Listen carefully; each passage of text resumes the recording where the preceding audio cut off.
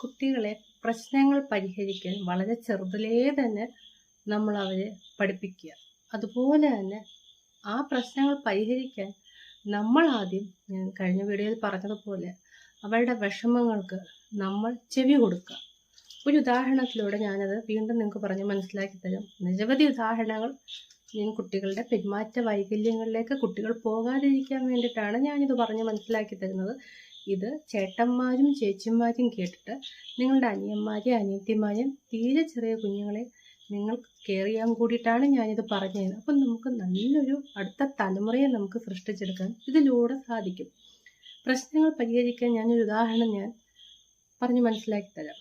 സ്കൂളിൽ 2 കുട്ടികൾ തമ്മിൽ വഴക്കുണ്ടായി. അതിലൊരു കുട്ടി നമ്മുടെ കുട്ടിയാണ്.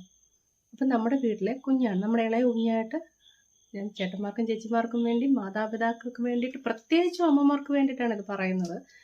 അപ്പം പതിവില്ലാതെ എല്ലാത്തിലും ആക്റ്റീവായിരുന്ന കുഞ്ഞ് വീട്ടിൽ വന്ന് വിഷമിച്ചിരിക്കുന്നു. അതിനു മുൻപേ സ്കൂളിൽ നിന്ന് വിളിച്ച് ഇൻഫോം ചെയ്തു, കുട്ടി സ്കൂളിൽ വഴക്കുണ്ടാക്കി തല്ലുപിടിച്ചു എന്നൊക്കെ. അപ്പം നമ്മുടെ മകൻ്റെ ഭാഗത്തെ ഫോൾട്ട് പറയുമ്പോൾ നമുക്ക് ദേഷ്യം വരും.